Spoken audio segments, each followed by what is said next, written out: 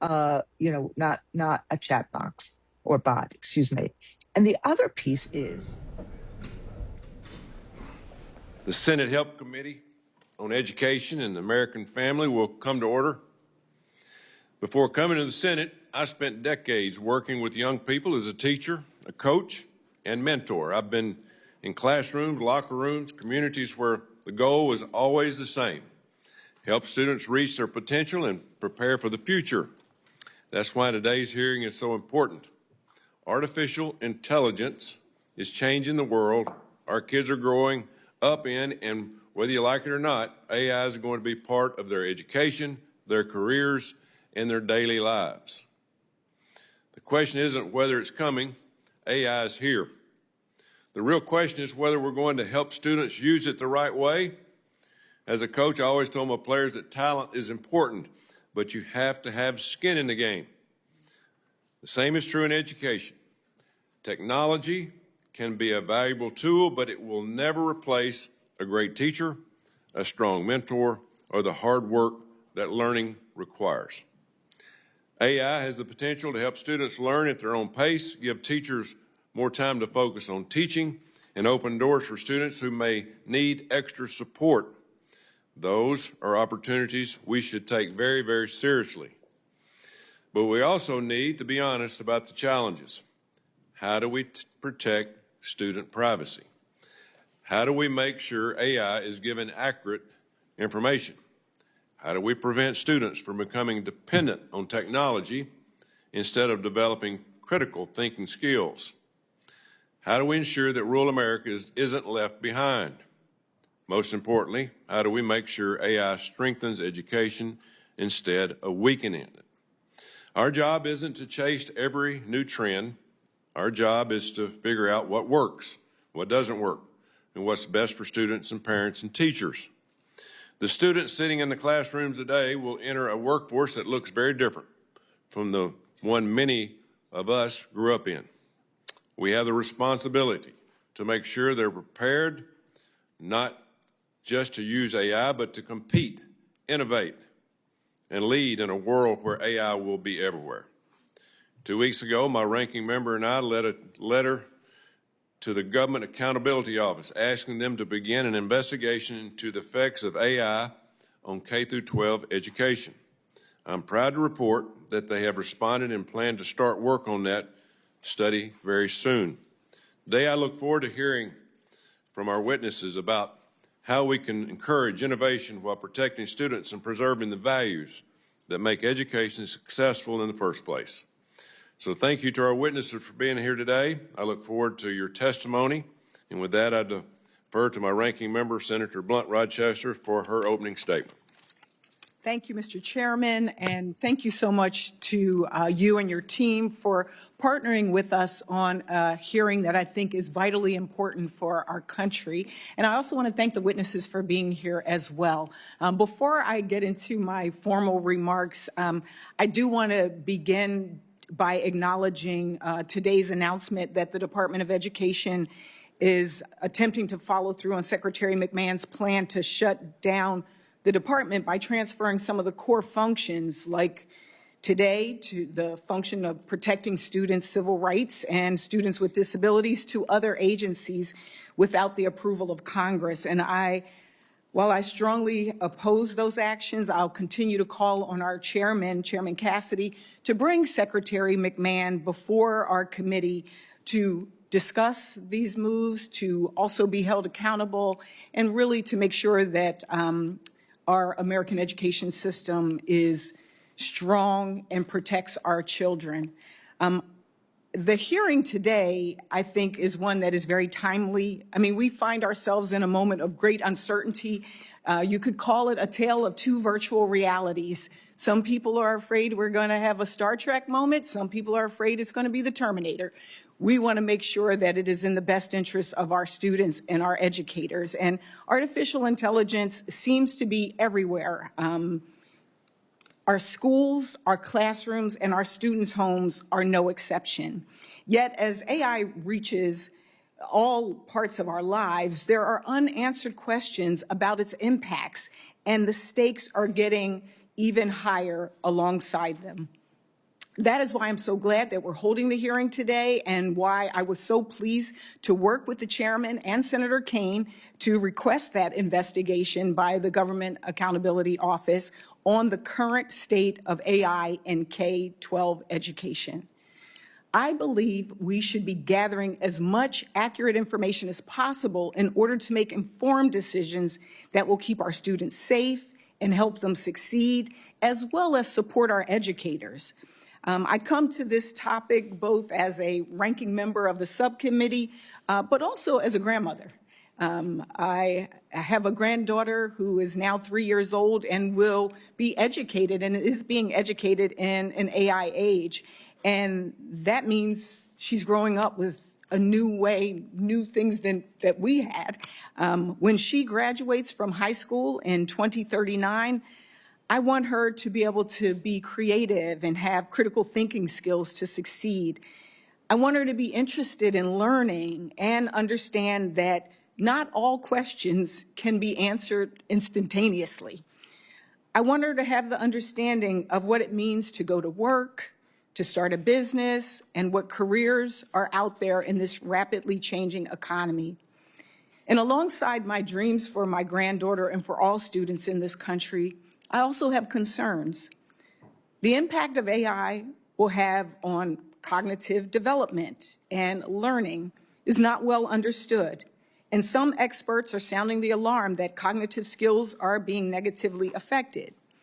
The guidelines about what safe and ethical AI should look like in the classroom are not well defined and vary greatly from place to place. Yet reports show that 84% of high school students are using generative AI for schoolwork. Similarly, reports find that 85% of teachers are using AI in their work. I know teachers are looking for professional development opportunities and clear guidance to support safe and effective use of AI. Schools, districts, states across this country are trying to craft responsible guidance and identify AI tools that will support student learning while protecting their civil rights, mental health, and data privacy.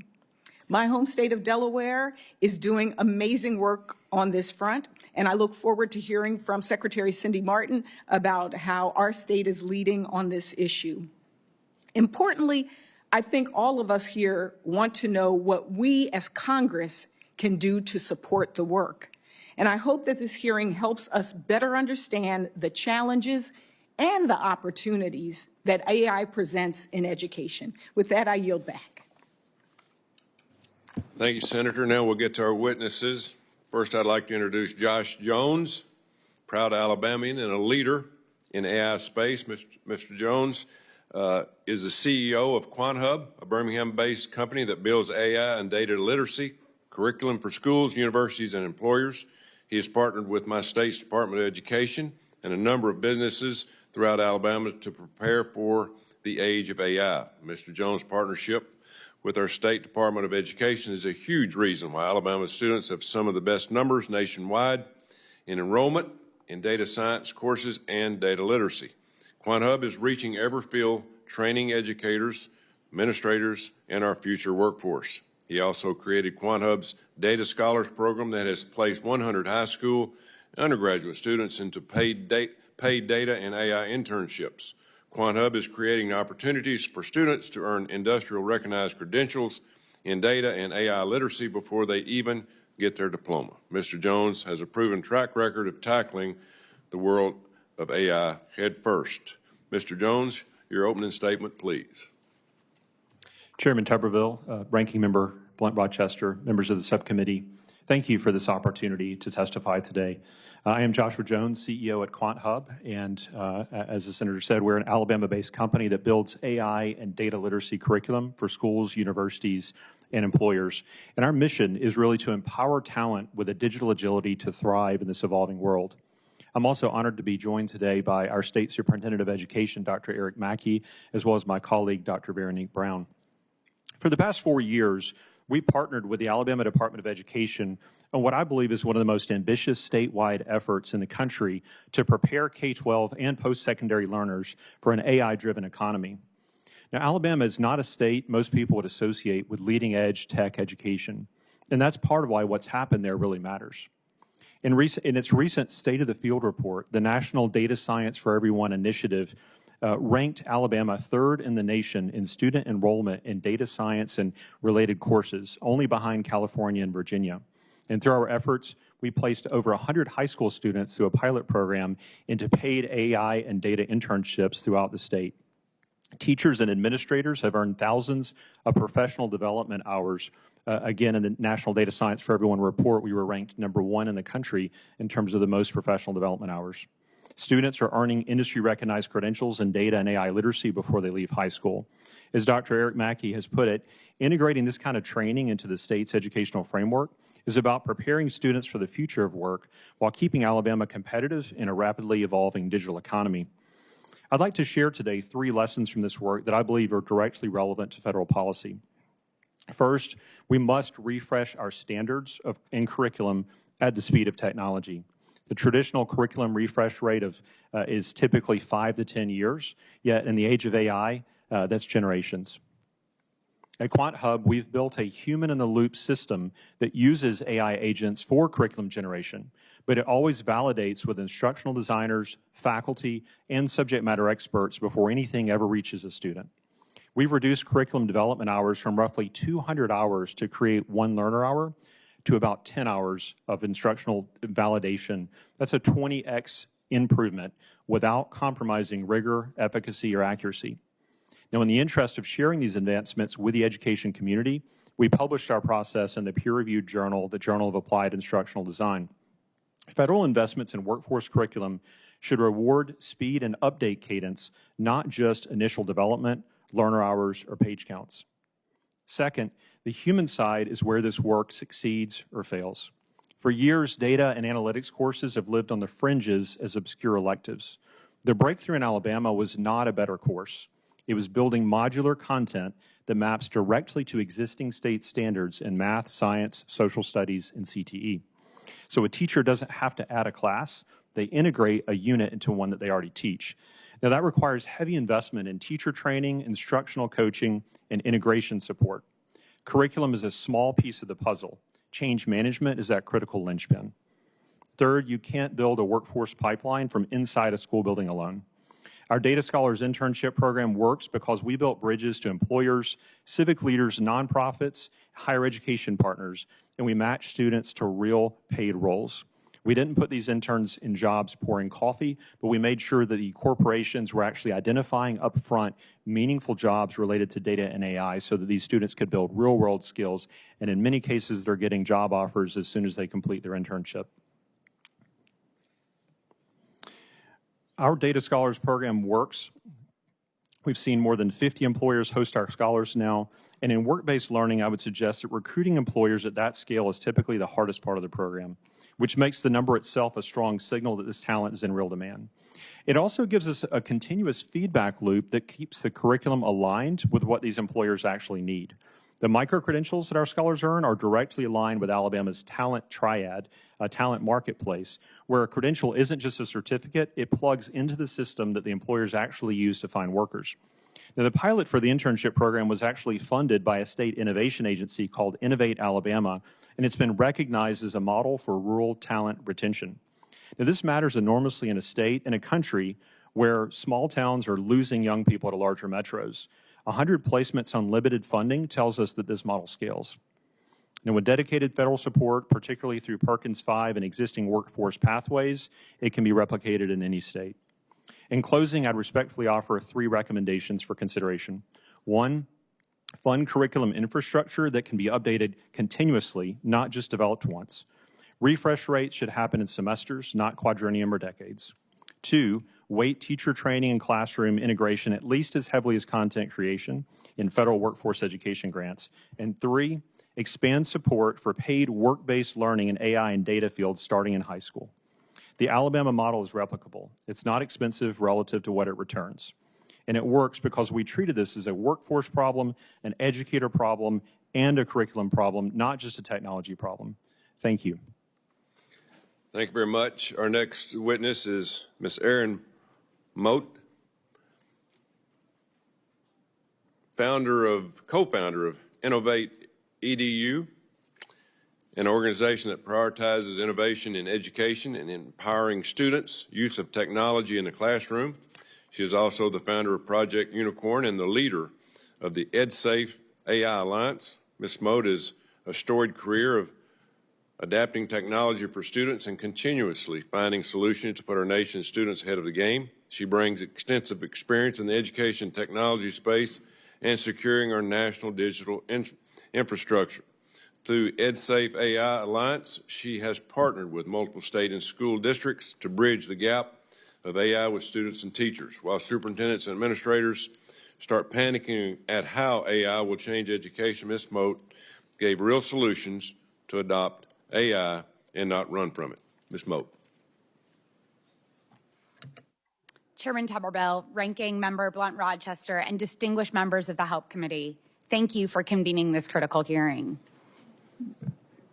My name is Erin Mote, and I'm the CEO of InnovateEDU, a nonprofit organization dedicating to ensuring technology serves as a powerful tool for access and opportunity for all students.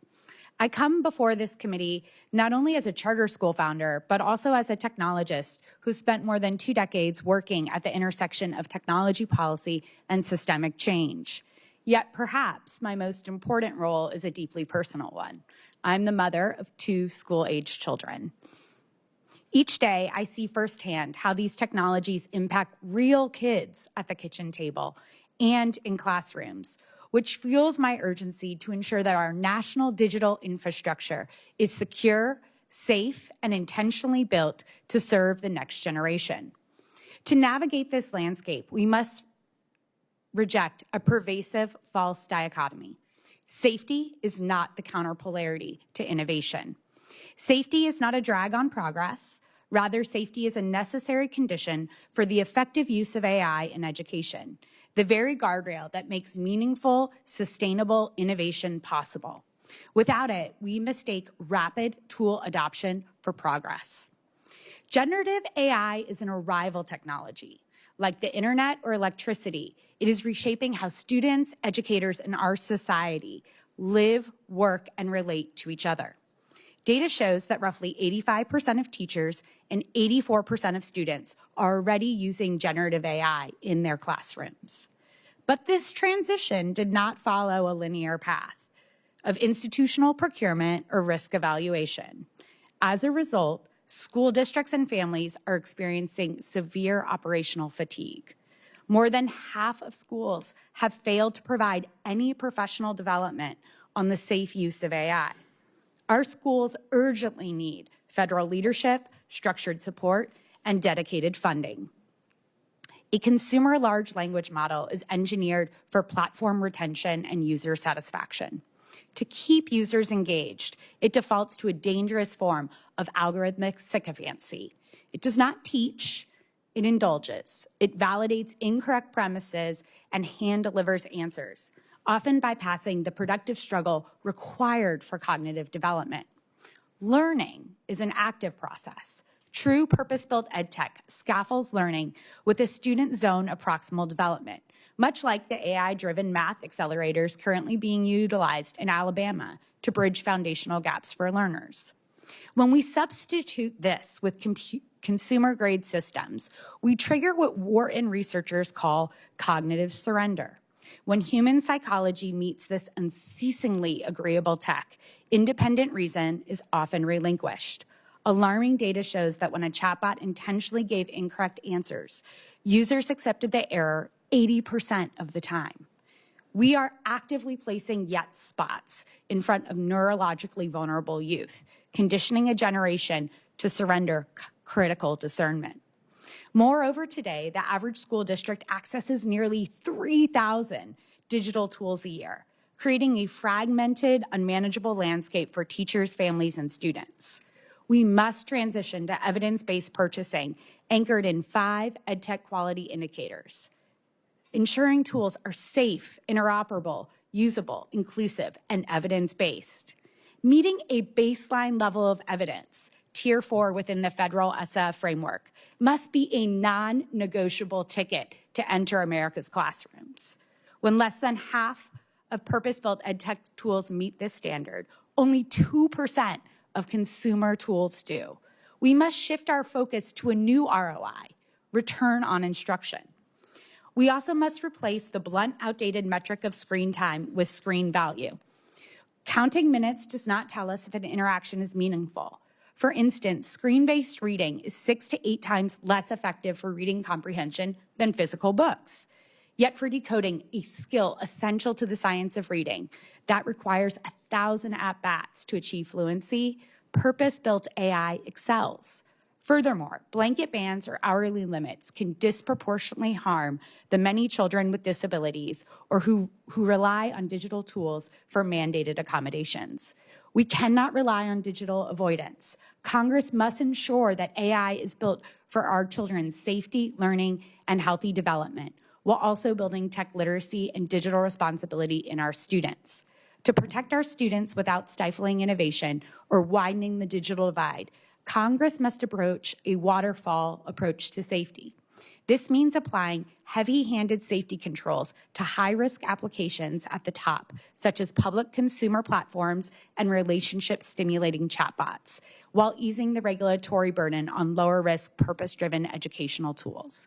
Finally, the federal government must enact immediate structural policy changes, reconstitute and fully staff the Office of Education Technology, establish a joint interdisciplinary AI and education federal research agenda and infrastructure through the NSF, IES, and NIH, protect E-rate, and fund non-consensual intimate imagery enforcement agencies like the FTC. We cannot afford a passive wait-and-see approach. We must design digital regulatory ecosystems at the federal and state level that aggressively target genuine harms while keeping human values, ethics, and critical judgment at the center of the American classroom. Thank you, and I look forward to your questions. And it's my honor to introduce Secretary Cindy Marten, who is the Secretary of Education in Delaware. She has more than 35 years of experience in education leadership, policy, and classroom instruction. She holds a Master's of Art in Teaching and Learning from the University of California, San Diego, and a Bachelor of Science in Education from the University of Wisconsin-La Crosse. Secretary Marten began her career as a teacher.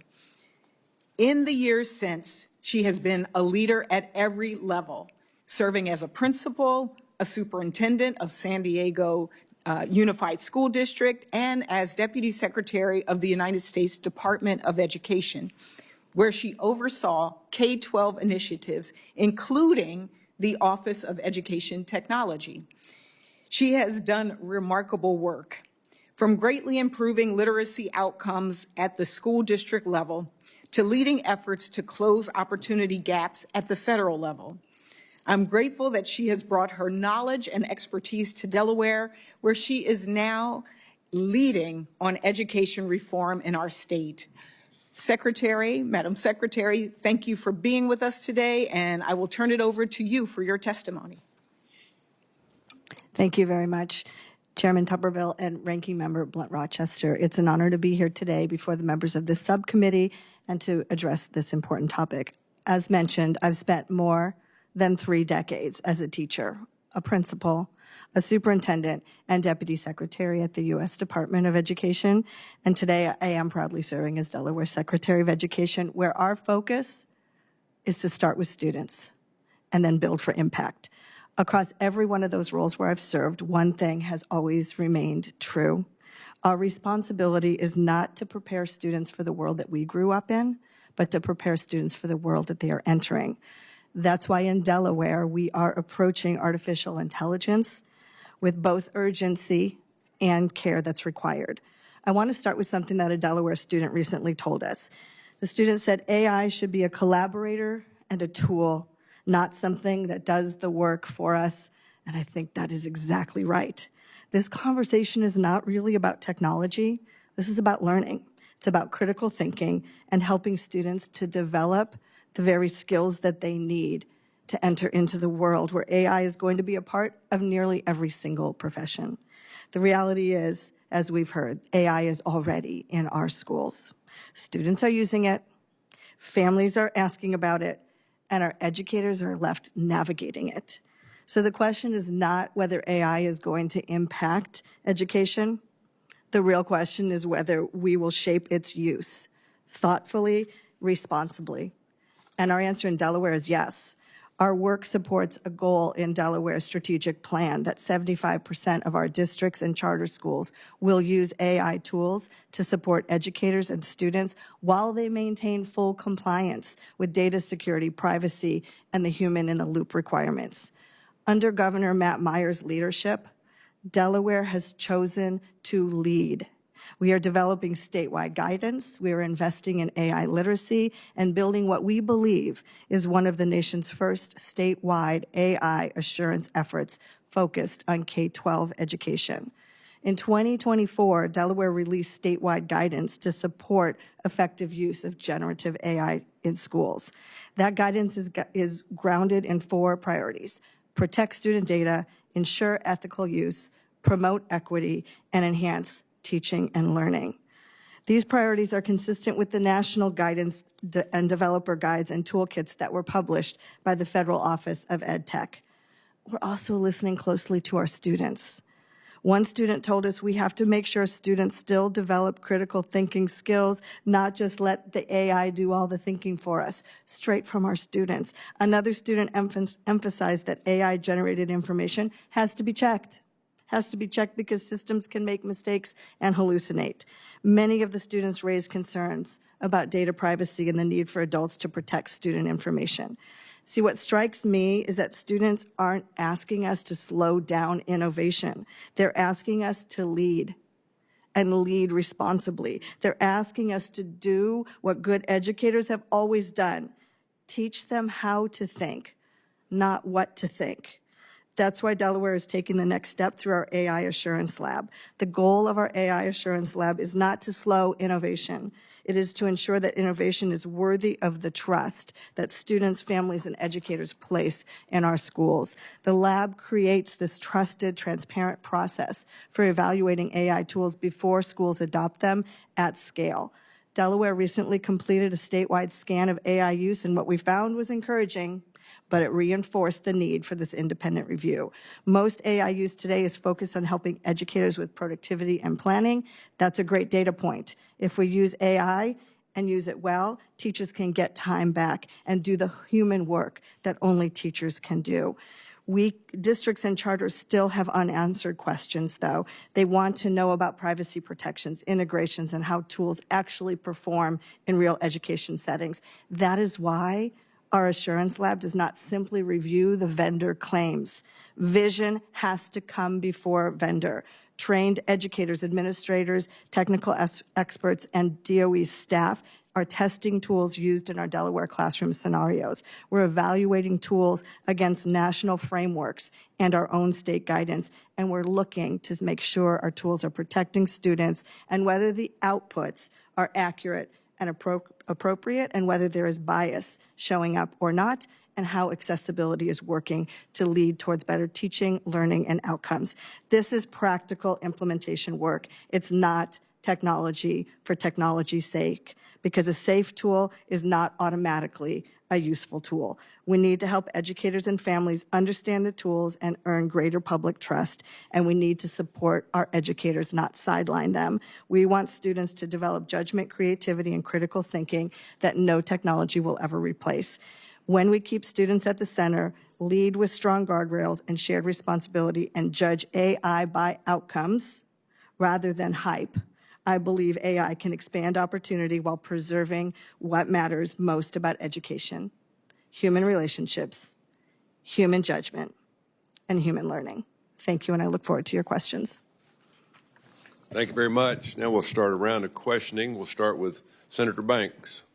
Thank you, Mr. Chairman. To you and the ranking member, what an important subject and topic to host this subcommittee on, and to all of you for being here. I'm encouraged by the audience, those of you who have come to participate and listen to this, and such an important conversation. Ms. Mote, like you, I have 3 daughters in public schools, high school, middle school. They're in a great public school district with great teachers, administrators, and a school board. I think they're trying to figure all of this out, but I don't think they have yet. I don't think any school yet has figured out where we're going with this, and I think we all agree we have to be flexible. I do think, Secretary Marten, that the answers to a lot of these questions are going to come from Indiana and Delaware and the states much more than they're going to come from bureaucrats and anybody in Washington, D.C. So the partnership that we have with you and those at the state level, I think, is really important, and why this subcommittee hearing is so important today. I wonder, just to start with, if all of you could be just a little more specific about what are the AI skills today that our schools should be teaching students, and if you could just sum that up in a succinct way, and then maybe you could talk a little bit as well. And I'll defer to each of you. How do we measure that? How do we measure that our students are being taught effectively in this new age and adapting to these AI skills? But Secretary, if you could just start with like what are the skills that teachers in Delaware are teaching, or that they should be teaching to kids about AI and the use of it that's adding to a more constructive and productive learning environment? Thank you for that question. And the skill base is for the students and also for the educators. So there's AI literacy that we speak about. First, the educators have to have a skill set, and then I think you're asking specifically about student skills. How do we use the tools that are part of the teaching and learning that's happening in the classroom? Teachers have their state standards and things that they're required to teach, and content that must be learned by the end of a year. And as they're teaching, how can a tool be used to enhance the critical thinking that students are doing? So as they're creating work, as they're working together, as they're doing research, are these tools allowing them to personalize their learning, to make it more related to their own background and their own interests, and make the learning more meaningful for them? So the skill base ends up being, how do you pick up this tool, and what am I going to use it for? You could go to, I'll use, since it's a tool analogy, you could go to I won't say the name of a store, but any tool store, buy a tool. It's how are you going to use this to create this end of course paper that you're going to write? The skills have to do with literacy, and they have to do with math, and they have to be connected to science as well. And each of these tools end up being something that if a student knows how to use it, they'll be able to produce a stronger product, and they'll be able to evaluate critically the information that the tool is producing. Can't just accept the answer as it's being produced. That's great. Ms. Mote, can you talk more about what the specific skills that teachers should be teaching kids with? Thank you so much for the question. I think we need to be thinking about AI literacy as a foundational literacy across all subjects, that it's important that we're able to interrogate the inputs and the outputs of this technology in history and in biology and in computer science. And so when I think about what I want to cultivate in my own children, I want them to be critical consumers of this technology. I want them to grow the skill of discernment. And frankly, that means working in multifunctional teams with humans, but also with AI as a teammate. And increasingly, I think that's what workplaces are demanding, that AI is a tool and a teammate in the work that they're doing to discuss, to discern, and to be in discourse with each other. And Mr. Jones, I mean, is there a way that schools can measure that? So absolutely, and I might add from a skill perspective, if I could, just a couple of the quick skills that we offer. So the foundations of AI, what is it, where did it come from? The basic ethics of when should I be using AI, when is that okay? Tool selection. You know, in the early days, particularly of generative AI, we had one vendor that was the name everyone knew, but now you have so many different leading vendors. Understanding their strengths and weaknesses, when would I use one tool versus the other based on the job or the task at hand? I would suggest, we don't call it this, but a healthy cynicism around not just assuming that everything that AI tells you is correct. And so how do we teach these students to understand that this is basically an informed opinion that you need to really judge with your own research? So and we go well beyond that, but to your question around how do we test this? Something that we've been a little bit hesitant, or I should say very hesitant to do, is expose learners directly to large language models due to the predictive nature of these. So everything that we do in teaching, we use AI on the back end to accelerate curriculum creation, but it always has the backstop of validation by subject matter experts. So students are actually getting a fixed version of that educational material. So when we talk about actually testing them, how do you test when, if you put a prompt into an AI, a large language model 3 times and you get 4 different answers, how do you test that from a rigor standpoint and an accreditation standpoint? So what we've done is we've created controlled environments with simulations where we leverage really the best of both of those technologies. But as we're teaching them prompting, we're not just teaching them the tactical, say this word or this, because that's changing so fast. Almost by the time you publish it, it's going to be, chances are out of date. So how do you back up and teach those critical thinking skills? So what should I be using? What should I be using these for? What are the strengths and weaknesses? Those sorts of things. And those are things that we can definitely test. And so we do those in what we refer to as our summative assessments. Thank you. My time has expired. I am so excited about this conversation, and apparently so is America, because the line is out the door and around the corner to get into this room. We have a lot of young people in the audience as well. Raise your hand if you're under 40. The whole audience just, okay. This is what happens when hallucination of the, but I have to say, so I don't know if this is a large learning model glitch or what, but back here. But I will say it really demonstrates just how timely this hearing is, just how important these issues are. As you were talking, Mr. Jones, I was thinking recently University of Delaware has a AI literacy test that you can take. So I took the test myself to see how much do I know? Do I know about the ethical issues? Do I know about how to protect myself? I've even had these models argue a prompt. I put it in the same prompt into all 3, like maybe, I won't name names either, but a couple of different ones, and get different answers. And then I have to say critically, well, what's right? And so to me, I'm glad that you mentioned not relying just on what spit out, what's, comes out, because what we put in is what comes out.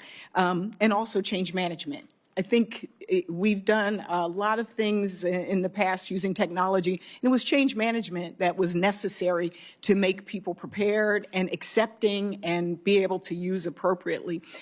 My first question I want to ask is to Secretary Marten. I would love to hear some of the things that you think have been the most exciting things that you're seeing right now in Delaware as it pertains to AI in education, and then what have been the biggest challenges that you've faced? And lastly, in that question, how can we at the federal level support it? Because my colleague just shared a lot of incredible things are happening at the state level, almost as laboratories to help us to figure out what we need to do next. But are there things that only we could do at the federal level? So 1, share anything that is exciting happening in Delaware. 2, some challenges. And 3, what is it that we in Congress should be focused on? And that question I will ask of all 3. Okay. Thank you. Thank you for the question. I am very excited about what I see in Delaware, having had the opportunity to lead at the federal level, and the guidance and toolkits and materials that we were able to publish.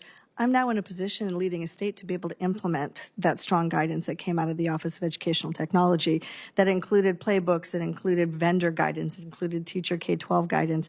And what I see in Delaware is so much optimism, but that comes with a lot of responsibility. So what's exciting to me is this tremendous potential, and that Delaware has been working on this before I came as the Secretary of Education in their generative AI guidance, and they see the promise in being able to reduce administrative burden for teachers, being able to give teachers more time with students to take some things off a teacher's already very busy plate.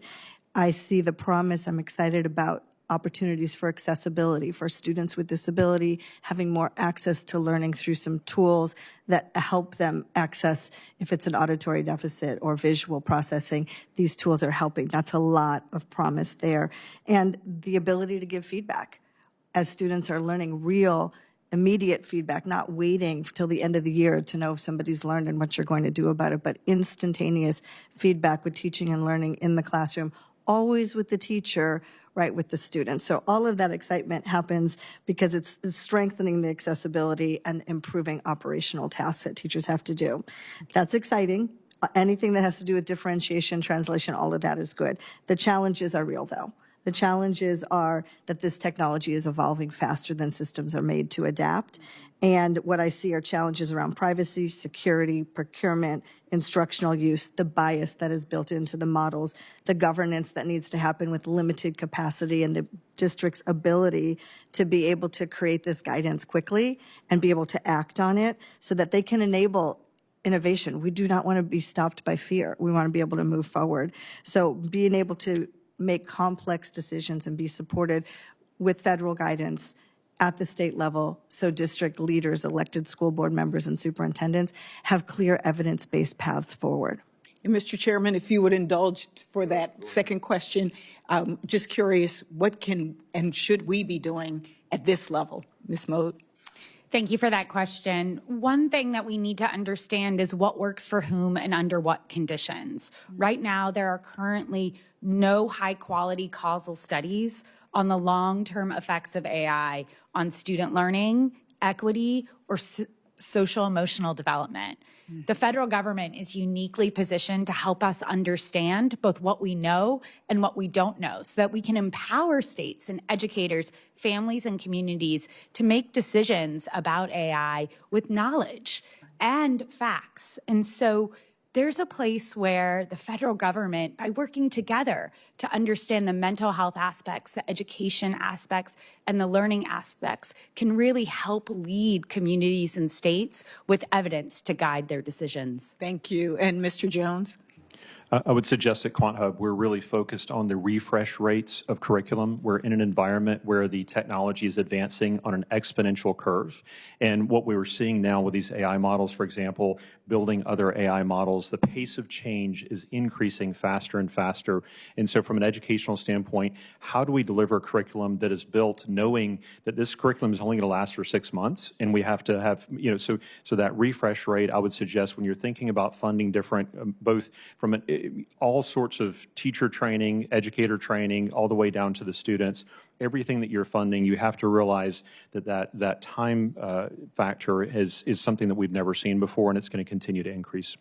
I'm going to yield back my time, but I have, if we go into another round of questions, I have a lot more for the record. But for all the young people who are here or watching, please reach out to our offices. Send us your thoughts.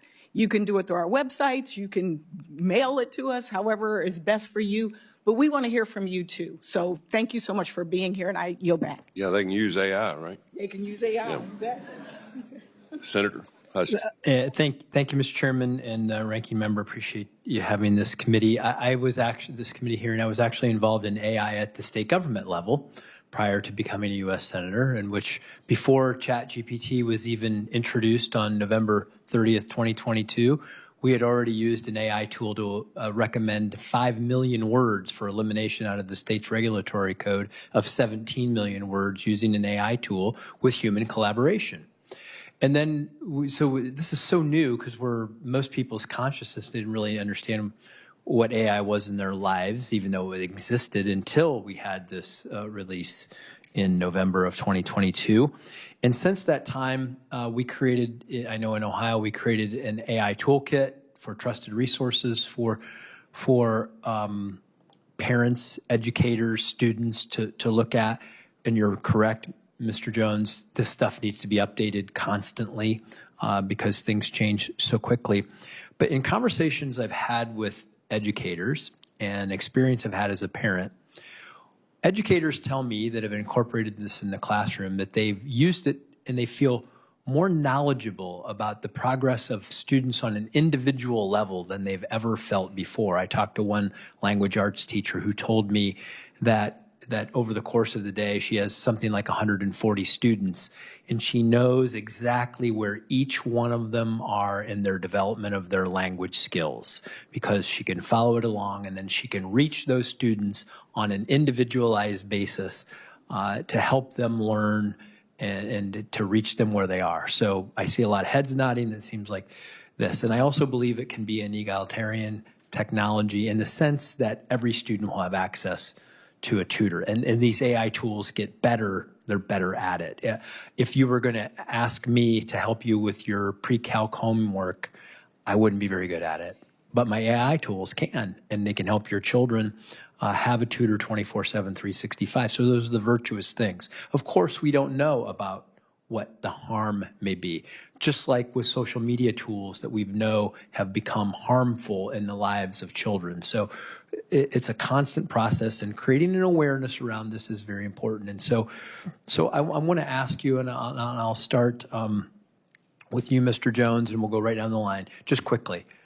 So parents that are concerned about this, what should they be asking their local school leadership about AI to feel comfortable that it's being used appropriately in their schools? I think one of the great disservices educators do in many cases is they don't address it. They stick their head in the sand. They hope it'll go away. And so the worst thing you can do is just have a syllabus or not clearly defined rules. So talking about many, particularly in university settings, in a class, green light, yellow light, red light situation, we're going to use AI in these situations, but here's a situation where you should not use it. Because in some cases, it can help you do things like research much better, but in others, you should set it aside, use critical thinking skills. And so really having your educators just addressing that up front, not saying it's the great evil, we're going to stay away from it, but also not using it everywhere, but really being methodical about where are we going to incorporate it into our classes, how are we going to use it. Start by teaching those ethical skills up front and just being thoughtful in your approach to it. Okay, Ms. Mote? Thank you. Parents are fearful that their students' data is being used in a way that is not protected. And so the most important thing that educators can do is to actually say, this is what this tool is being used for. This is how I'm using it in my human-centered relationship with your student, and really address that fear straight on. EdSafe AI, Common Sense Media, and the National Parents Union actually earlier this year released 10 questions for parents at parent-teacher conferences to have those conversations with their educator about how that educator is using that tool in the classroom and what it looks like for that experience. Transparency is the most important thing that we can be doing right now in our education ecosystems. And Secretary Marten. Thank you. I noticed in your two examples, you totally kept the human in the loop, which is exactly what we're talking about. That teacher that you referenced is a teacher who wanted to use a tool to get to know her students more so she could help them in their individualized, personalized learning. That is the promise. Parents can ask the same hard questions that a teacher is asking. Is this helping me teach better? A parent is asking, is this helping my student learn more? I think healthy concern is good. The questions that my colleague just mentioned, they should be in plain language so parents can walk into a parent-teacher conference, can walk into a school and ask the key questions. What data, what tool are you using? What data on my student is being used? How is that data being stored? What biases may or may not exist? How are adults monitoring these tools, or are these tools on autopilot with no adult ever actually looking at it? And most importantly, how is this tool improving learning outcomes for students? If it's not, don't use it.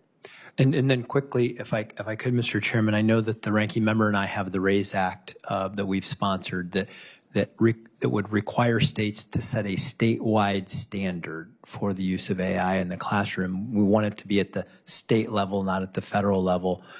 How important, Secretary Marten, do you believe it is for states to have a standard that then local schools can use as a reference point for all of those issues so that they're safety, security, using it in the most appropriate way? I think it's critically important, and this is serving at the federal level, a district level, and now at a state level. At the district level, the level of expertise that is needed, not every district, especially rural districts, might not have. Maybe large urbans might have a whole team that can procure properly and put the guardrails in place, but not everybody. So the state can play a critical role, which is what our federal guidance suggested, and now I have the opportunity to lead in Delaware. Actually have a student saying, we're so glad that you have some guardrails because we want our teachers using these tools. We just want them using it the right way. So when the state can put that kind of guidance out, so not every district has to recreate the safety and the guardrails and the standards. These are known quantities that the state can lead. A state standard, trusted resources, constantly updating it. That's the starting point that every state should be at. Thank you, Mr. Chairman.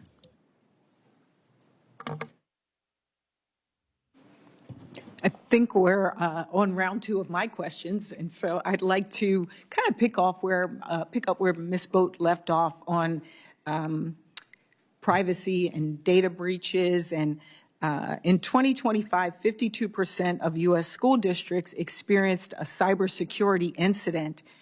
The year prior, a data breach at the company Power School exposed the data of 62 million students and 9.5 million teachers, the largest breach of children's educational data in U.S. history.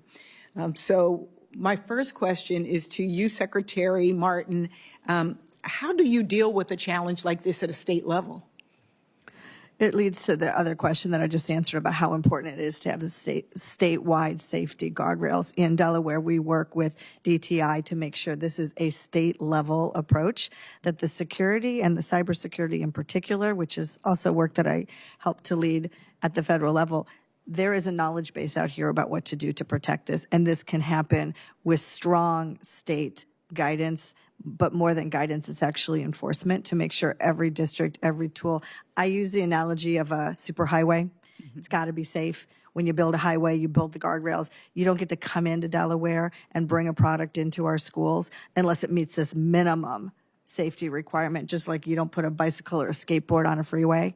I'm using that analogy because people get it. For AI and education, making sure that these tools from a cyber perspective and a student privacy perspective are completely guardrailed before they even hit the road. That is possible to do. The knowledge base exists, and that's about state leadership.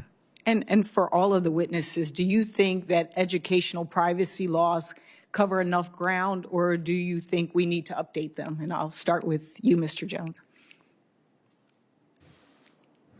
If you have an opinion. If not, we can move to Ms. Mote. I don't have an opinion. Yeah. Ms. Mote. Thank you so much. Currently, FERPA, COPPA, and a number of privacy laws are doing a good job in educational settings.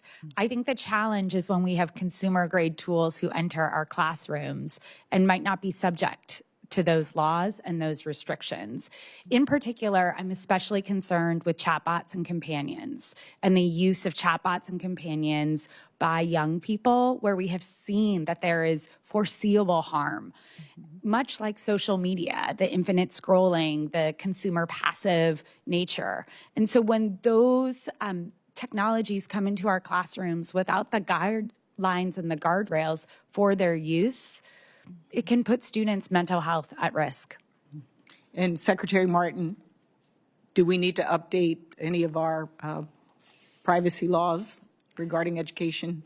Because of what my colleague just said about the chatbots and some of the ways that students are interacting with the technology, we have learned there's access to, the answer is yes, because these tools are getting more access to more information about our students that we may not even be aware of. This is why our assurance lab, and when we're putting our tools through the assurance lab, we are uncovering not the vendor claim, but the actual what happens, what information has just been harvested or learned in an interaction between a student and the machine or the tool that is now living in a system that we do not know has the right protections. There is a way to protect this well. I will shift to AI and the connection to civil rights. We know that the Office for Civil Rights has seen the lowest number of cases resolved in over the past decade in this year. And then with the news that we just got today from the Secretary of Education, Ms. Mote, what do conversations around civil rights and AI in education look like among advocates and parents and groups? And can you give us some real examples of what is actually happening in the civil rights space? Thank you. It's important to note that about 70% of parents share the worries of advocacy groups like the National Parents Union, ACLU, EdTrust, the Center for Democracy and Technology, around 4 specific types of harms. Bias in AI detection tools, particularly for grading. Discriminatory predictive analysis. So looking at a tool, and because you say the word y'all, you are put into a lower cognitive category. Student privacy and surveillance, how that data is being used, and really this fear around a digital divide, that our rural students and students in under-resourced schools aren't going to have access to these tools like other well-resourced schools will. And so I think there's a number of things that are being done right now. One, AI literacy for parents. Many of these groups are doing incredible work with schools and state governments to really empower parents. I'll use Florida as an excellent example of a state who's really taking leadership here, thinking about an issue of consequential decision-making. This is thinking about how we keep a human in the loop so that it's not the AI who's making a decision about whether you get a loan, whether you get into college, whether you get financial aid, what's the result of your insurance claim, but that there's always a human that's reviewing that decision. And Florida has really led that work around an AI civil rights bill and as well as consequential decision-making legislation. Thank you, and I yield back, and maybe we'll come for round 3. Thank you very much, Senator Armstrong. Thank you. And first of all, thank you all very much for being here, and really fascinating topic, and it's great to have your expertise on this. I want to go back to the round 1 question from Senator Blunt Rochester, because I think, you know, for this committee, understanding exactly what we can do from a federal perspective is really critical. And so this is a fascinating topic, and we could talk for days on best practices and everything else. And I know that a lot of states and a lot of the local communities are taking on. A lot of groups like Mr. Jones' group you've been involved with are doing a great job of showing leadership on the topic as well. But my question really goes back to that. Like what I heard, the response I heard a while ago from the question of what can we do at a federal level, what I think was research, maybe something on best practices, and perhaps maybe something on critical safety standards. But I just want to make sure that as we come through this listening session, we're hearing really specifically like what should we be doing at the federal level on this. So Mr. Jones, I'll start with you, please. And I may actually tie back to the question I passed on a minute ago on policy, just thinking about your question. One of the things as an entrepreneur, when we go into other states, whether it's privacy policies or AI regulations, we have to be mindful of maybe 50 different sets of privacy policies or 50 different sets of regulatory practices. As a small business, that creates a significant burden that instead of innovating or improving our product, we're spending money on legal or other efforts. So I would, not to take too strong of a stance on the issue, but I would suggest anything that you can do to really allow for entrepreneurship, allow for opportunities for exploration in this area would be the first thing. And the second thing, going back to this idea of refresh rates, don't think in terms of, hey, we just did something, so we'll check back in 5 years and see how that's going, but looking at what is a semester by semester approach, look to refreshing, analyzing what's working, what's yielding real outcomes, and moving at a much faster cadence, because I can guarantee you our competitors overseas are doing that. Yeah. So I'm hearing that as don't think you can keep up with it, with law, particularly at the congressional level, but do put the money into research. I'm not wanting to put words in your mouth. I'm just trying to make sure I've got it really clear. I would suggest in terms of whether you're passing policies or whether you're funding different initiatives and opportunities, shorten your cadence on when you look for results and when you reanalyze and you spend more in those areas. I would say as an entrepreneur, innovation happens in small companies many times, and so don't get distracted just by the hyperscalers and the multi-billion and trillion-dollar companies, but realize a lot can be accomplished through smaller businesses as well. Strong believer in that. Thank you. Ms. Mote? I want to name some existing federal programs that I think we need to make sure we're investing in. So first, we need to prepare educators. They are the frontline deliverers of both literacy, but also how our students are going to be interacting with this technology in a human-centered way. And so fully funding Title II and Title IV dollars is critical here. Those are professional development dollars that can be used for educators to get this necessary training. Like I said, there's barely half of schools have done professional development for our educators at this point since 2022. I would also name that this Congress must protect E-rate technology money. This is vital internet connectivity dollars that support rural communities in making sure that young people have access to the internet in schools. This is critical money in order to ensure that we are not widening the digital divide. And then I want to go back to the question about cybersecurity. The FCC also has a cybersecurity pilot right now that is so oversubscribed that they can't keep up with this work. That means our education system needs more resources to protect our students and educator data. Congress needs to make that investment. Great, thank you. Good answer, thank you. Secretary Marten. I will double click on that, the investment in the educators. A tool is no good if the person that's using the tool doesn't know how to use it. So the funding streams, as she talked, Title IV and professional development matters. This is implementation support that you can, let's say we get the safest tool and it has all the right guardrails. If somebody doesn't know how to use it to actually improve instruction, to the skills question that was asked in the first round, we need real implementation support. We need real time for educators to learn together using real student cases with the very students that are in front of them. And I'm not talking about like an asynchronous model that comes with the tool that you just go on 2 hours and think you've been trained how to do it. The implementation can't be an afterthought. I think that professional learning can't just be a tiny line item after you purchase a big platform. Teacher agency and voice and time to learn to use the tools and the safety, the risks and the benefits of the tool needs to happen. So we invest in implementation, we invest in coaching, collaboration, and then we build trust that way. And I think that professional learning ends up being a really important investment that can be made.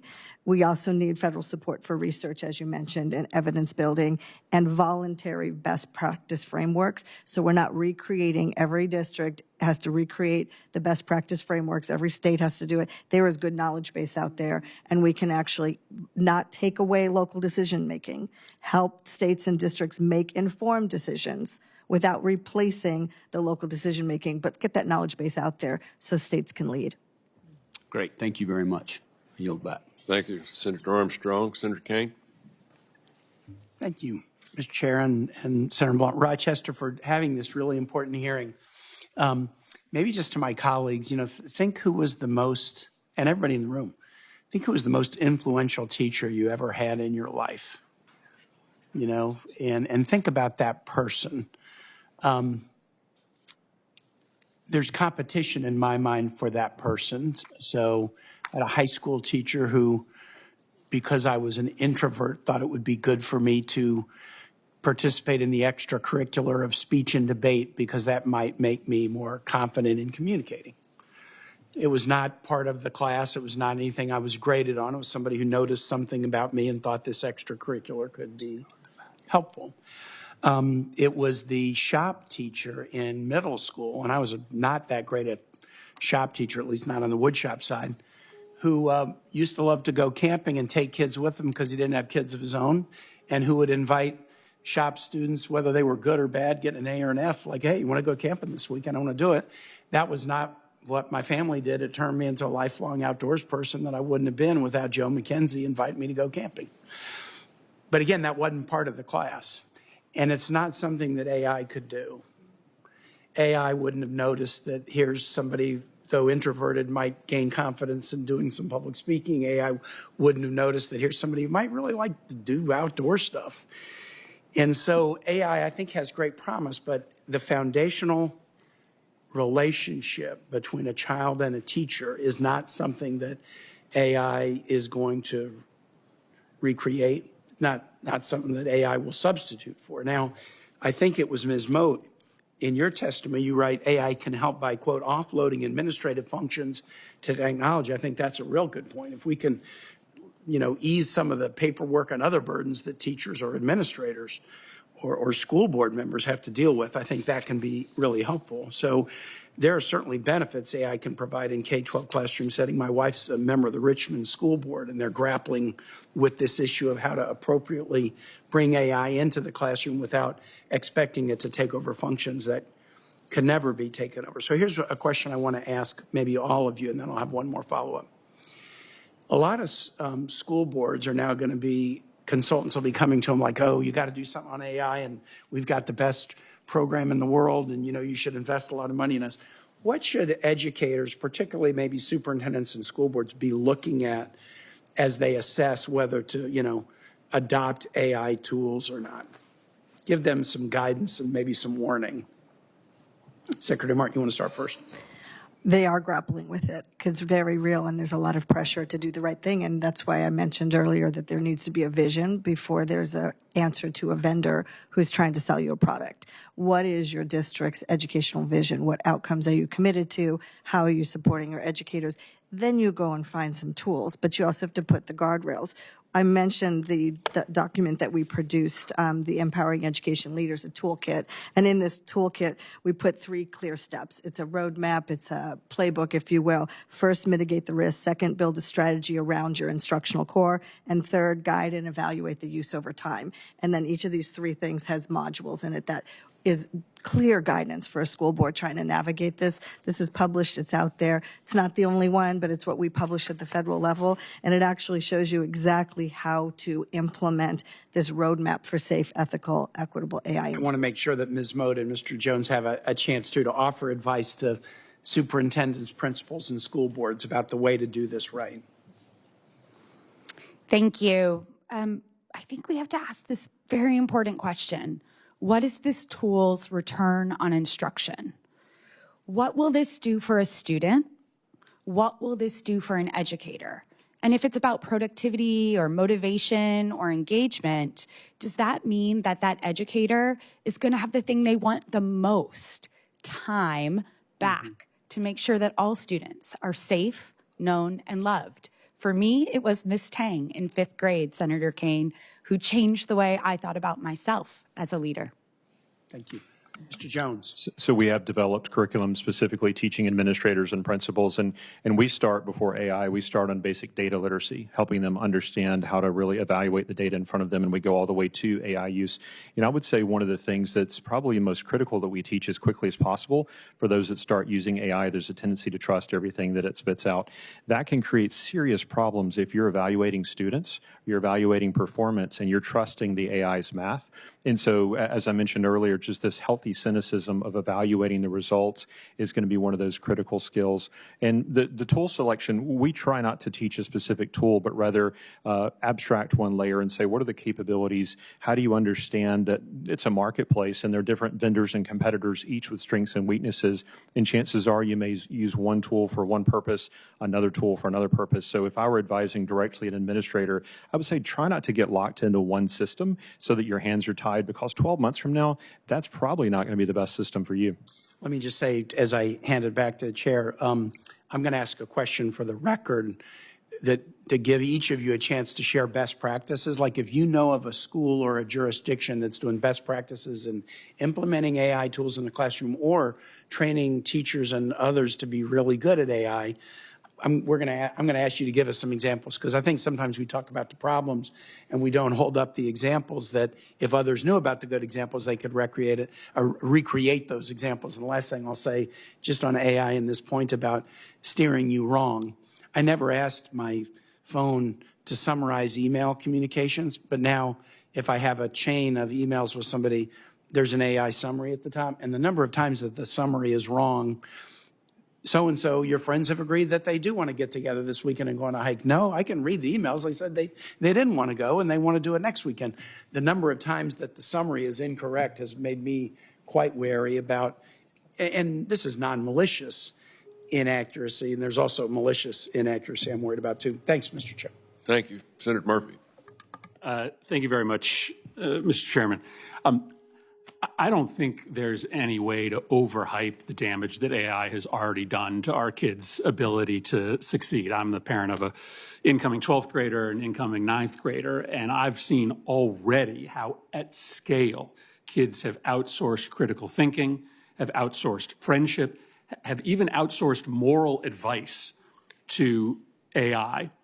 Completely unregulated interactions between machines and young children, something we would have never thought of allowing just decades ago. All your testimony was compelling, but Ms. Mote, I thought yours was especially compelling given your talk about this idea of cognitive surrender that can happen. And let me maybe ask this question about cognitive surrender first. So I like that you're talking about AI as a tool for teachers, not just unleashing it on kids as guinea pigs.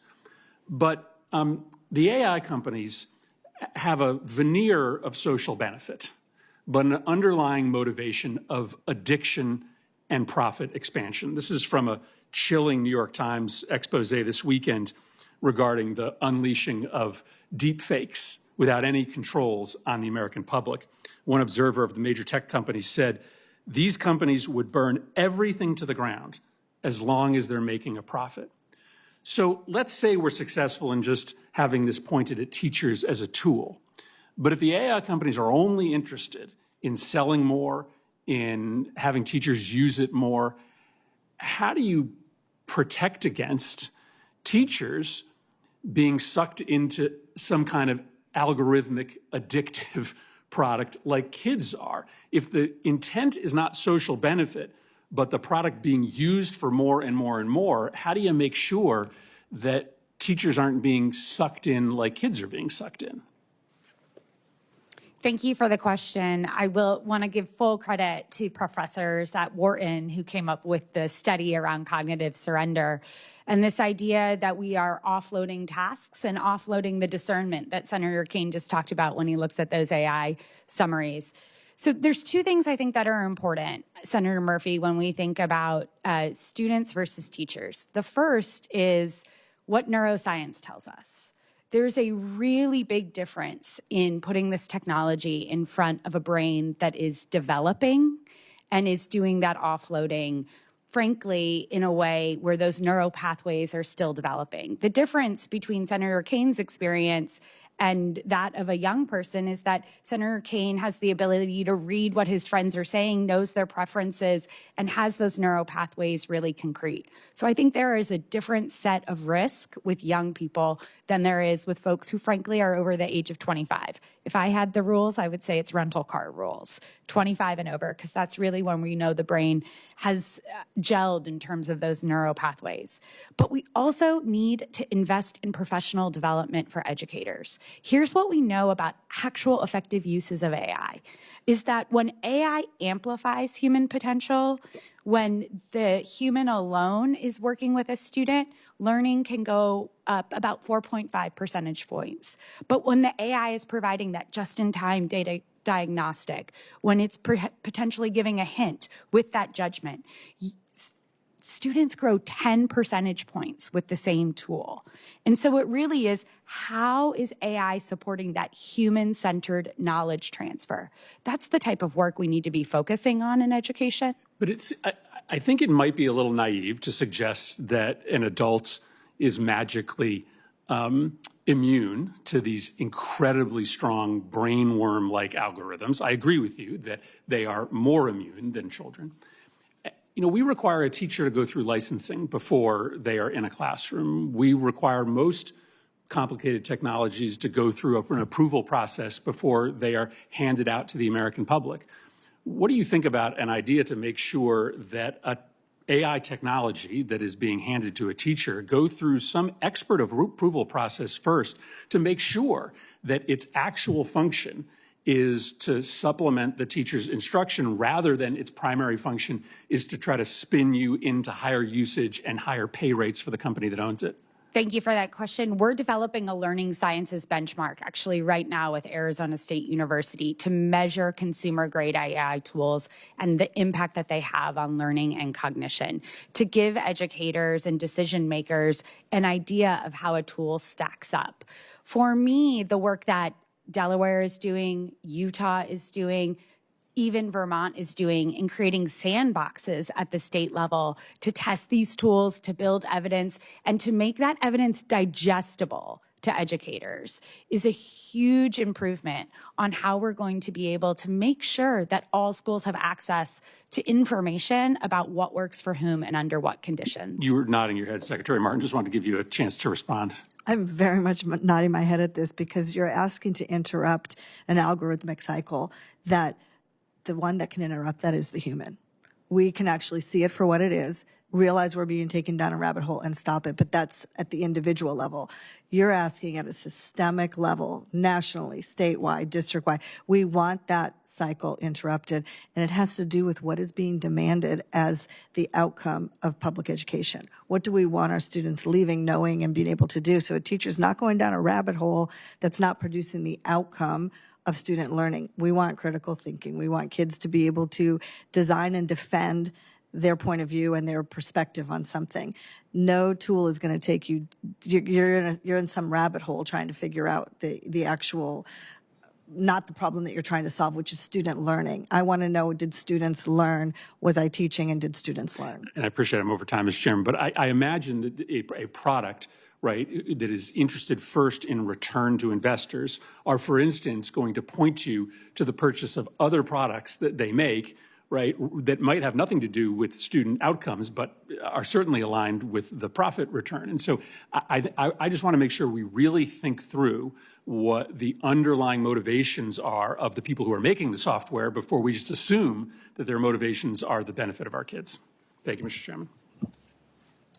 Thanks, Senator Murphy. I just got a few questions here. Mr. Jones, you're uniquely positioned to understand which particular AI skills pay off for students at which grade level.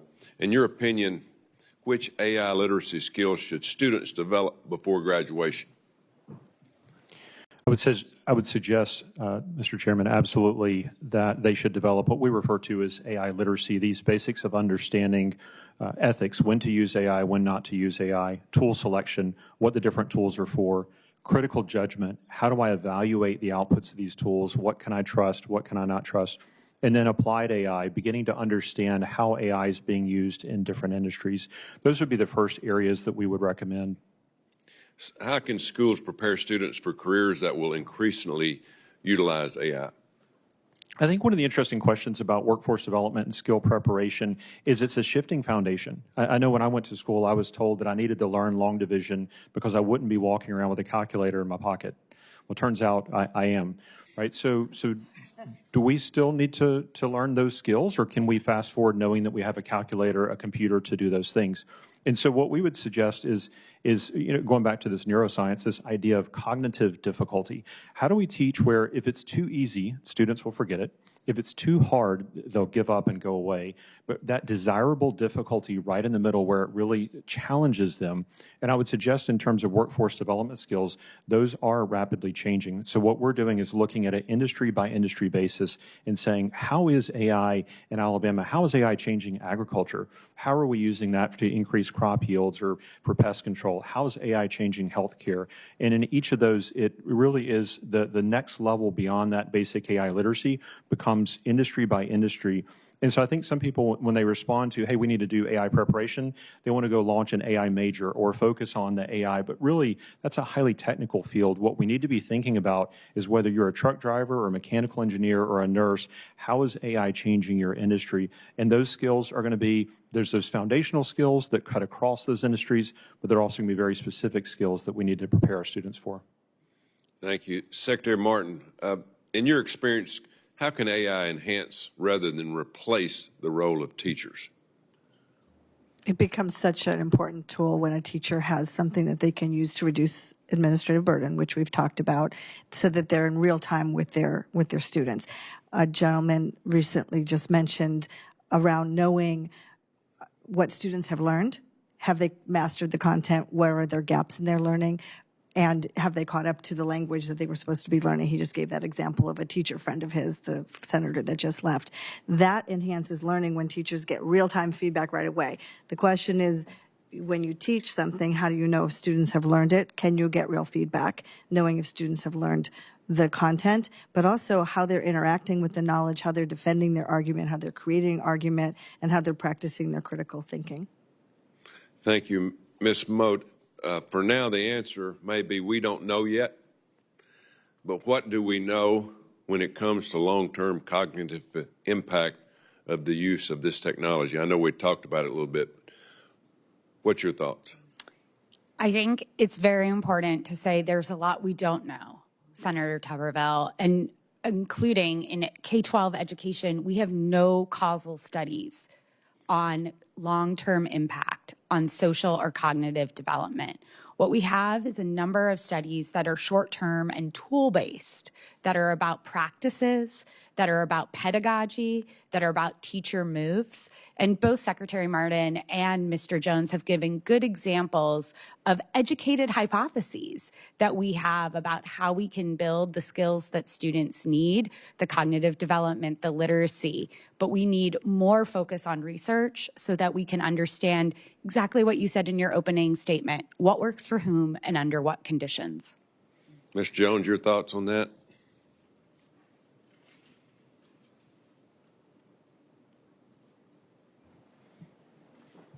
Could you repeat the question?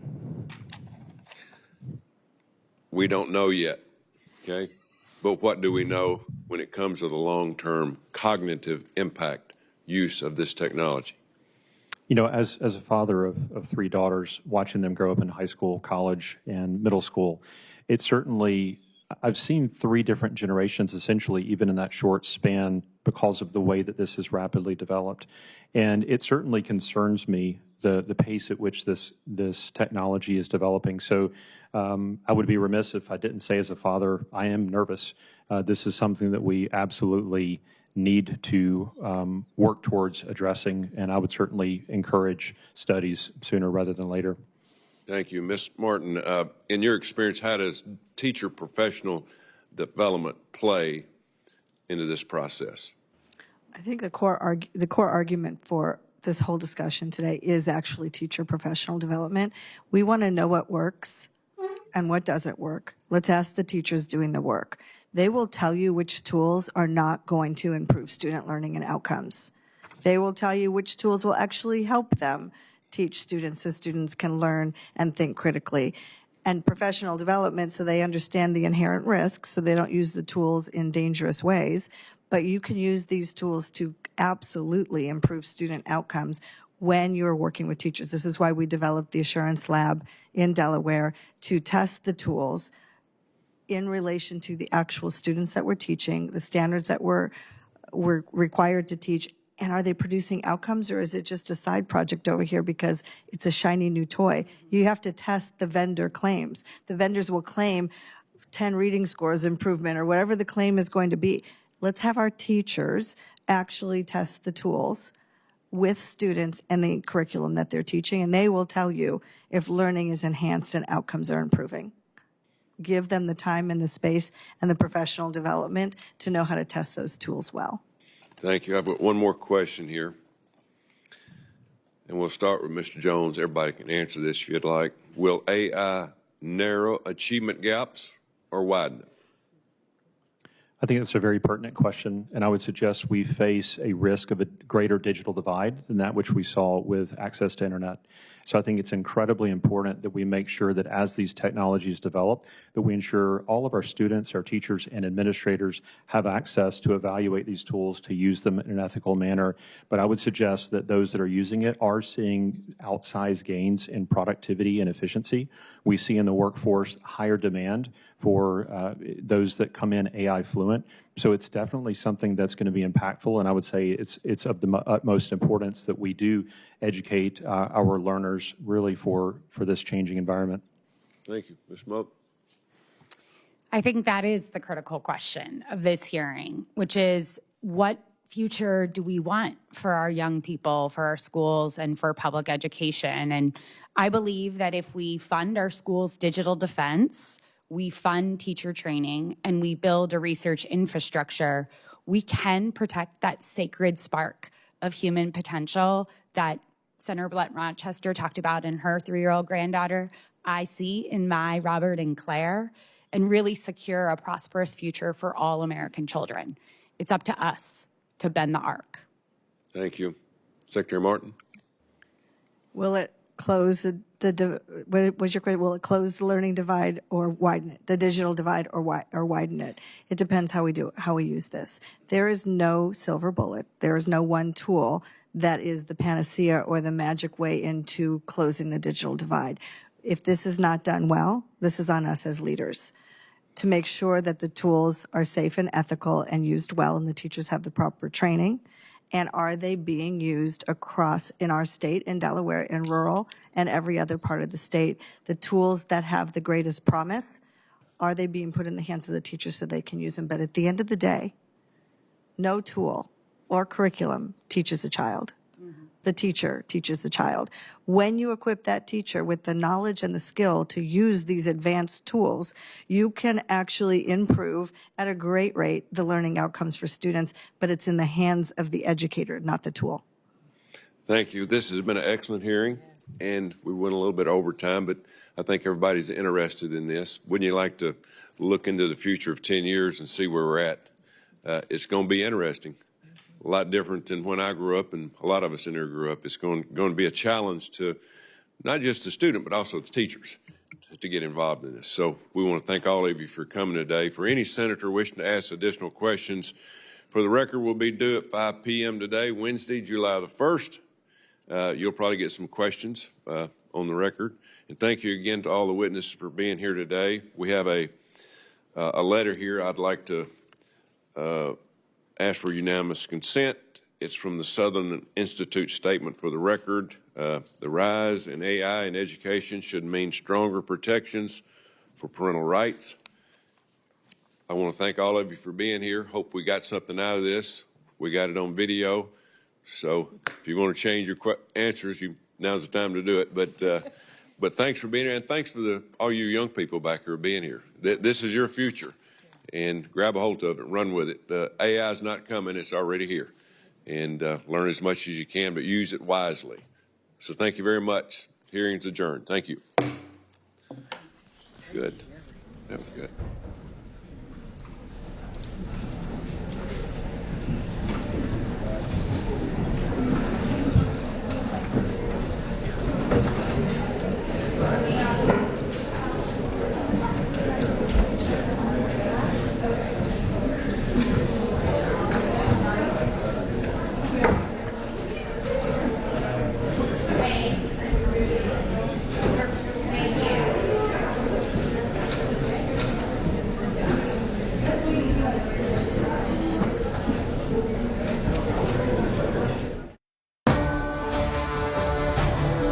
Watching C-SPAN 3, Democracy Unfiltered. America celebrates 250 years, and C-SPAN is there to mark every moment.